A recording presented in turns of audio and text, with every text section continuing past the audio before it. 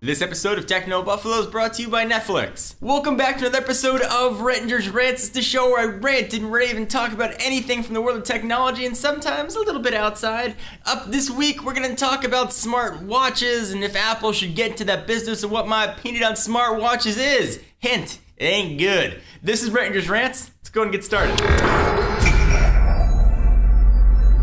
My opinion on smartwatches is they stink, they suck, don't do it, stay far, far away from smartwatches, at least as they stand right now. Smartwatches, and we've seen them from Sony, we've seen one from Pebble, which I've had a chance to take a look at. They are extensions of your cell phone. They can't really do anything on their own. They just give you notifications, and that is really just about it. And on top of that, they drain battery like crazy because they're constantly connected via Bluetooth. So if you're having battery life issues, it ain't worth it. Now, having that being said, smartwatches as they exist right now aren't my cup of tea. I can see why people might like them though if you don't want to pull your phone out or if you keep a phone in a bag or a backpack or a purse. Yeah, I could see maybe you might want to check it and be like, oh look, I've got a new email. I should check that email. Now the rumors are that Apple's looking to get into this world, but I wouldn't assume that Apple would just make something that's an extension of your phone. At least I would hope not. Apple long rumored trying to get into a curved glass display. They wanted evidently to put a curved display on the initial iPhone. Actually, we saw those documents that got released during the Apple-Samsung lawsuit.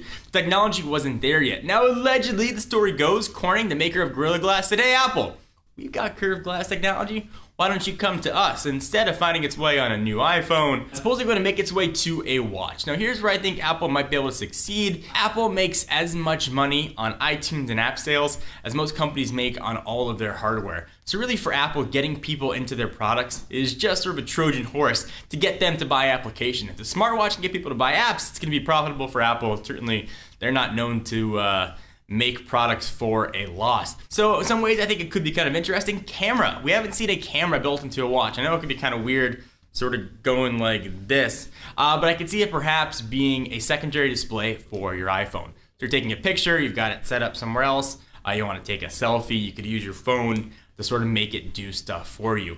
You want to make a phone call, for example, perhaps it could be a Bluetooth speaker, sort of like Dick Tracy style. FaceTime would be another cool way I could see a smartwatch be useful. Sort of talk to your wrist, as you're walking as opposed to holding your phone up, could potentially be something interesting.